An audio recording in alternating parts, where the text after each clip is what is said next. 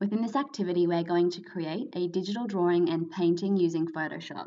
We're going to learn a variety of techniques and processes, including the use of the Layers tab and the organization and hierarchy of layers, the eyedropper tool to select colors, and the paintbrush. When using the paintbrush, we're going to look at the size and hardness. To open a new composition in Photoshop, I'm going to go to File, New, and I'm going to select an A3 size composition from the print setting. I think this is a reasonable size to print a final composition.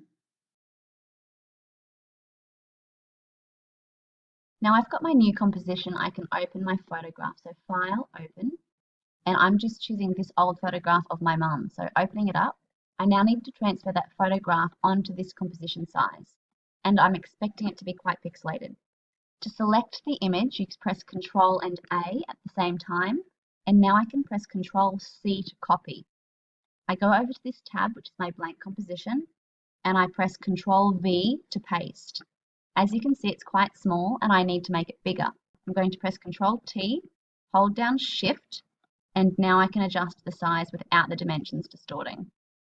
As you can see, it looks quite pixelated, but it will render a little bit when I press Enter. So now that photograph is taking up that whole composition, and you can see that I've got it on a different layer to my background. I'm going to press the lock icon here above the Layers tab, and that means that I can't accidentally paint onto this photograph. I'm going to create a new layer by hovering over this tab here, and you can't see it because it's just out of view, but it says Create New Layer. I'm going to zoom in, going Control plus sign. I'm now looking in the Tools sections, and I'm going to select the eyedropper tool. The eyedropper tool is fantastic when doing digital painting and drawing because I can hover over and click on different parts of a photograph and it will match the color exactly.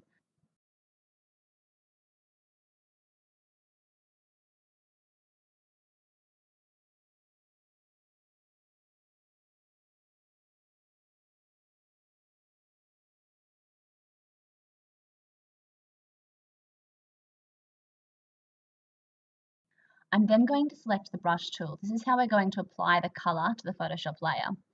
The brush tool has a few settings that are important, primarily the size and hardness level.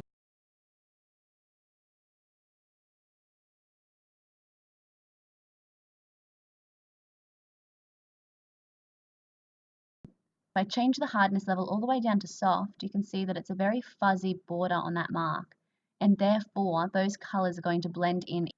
You can see that there's also some opacity and flow options, but you can experiment with that alone. So I'm just going to use the eyedropper tool, big patchy sort of marks, filling in those color areas.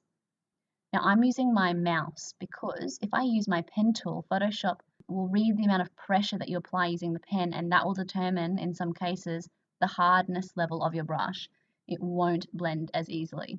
I'll do that later on so that you can see what it looks like.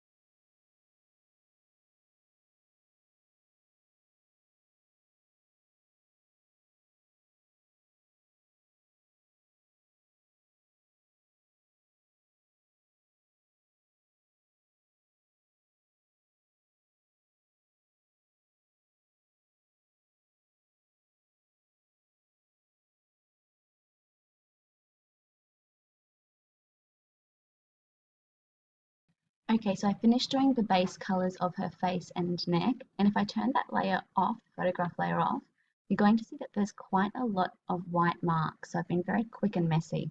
You'll need to make sure that you don't have those. So I'm going to pause and fill in those areas just by selecting the eyedropper tool again and filling in the gaps manually. So I don't actually need the photograph for that. However, you could use this time to hide that layer and go back and be more precise with your color selections on the actual skin tones. Okay, I've done a rough job of the skin tones in her face and neck, and you can see that it is essentially just a skin mask. I haven't done her facial features. Before I put in the features, I want to make sure that my skin tone is blended and soft. Go up to filter, blur, and then Gaussian blur. You can see I have a live preview, and I'm going to adjust those settings until the colors blend enough so that I lose the patchiness but still have some definition. Of course, I am going to add in more definition, particularly around the nose and the hairlines, but I'll do that on other layers.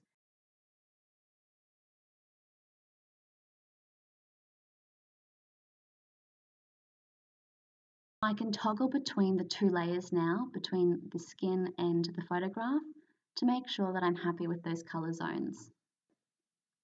I've also done that same process for the hair. So I've started with some darker browns, mid-tones and light tones. And my goal is to blur these enough so that I lose the linear marks, but still have those color zones. So again, filter, blur and Gaussian blur, changing these settings just a little bit.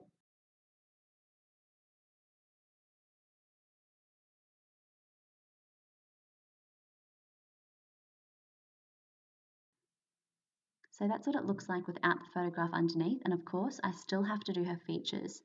This will follow the exact same process as before, starting a new layer, labeling it as eyes or labeling it as mouth, selecting the colors using the eyedropper tool, and then painting on with the brush and possibly blurring it so that it matches the aesthetic of the rest of the face. I've added a few more layers to give details. In this layer, you can see that I've put some purples in for shadowing and definition around the face and hairline, and then also some more blondes in within the hair. I've put in my facial features using the exact same process. So I've created a new layer, each for the eyes, the mouth, and some nose. And then I've used the eyedropper tool to sample accurate colors and the paintbrush tool to paint them in on those individual layers. I've then also applied that same blur so that it matches the general aesthetic.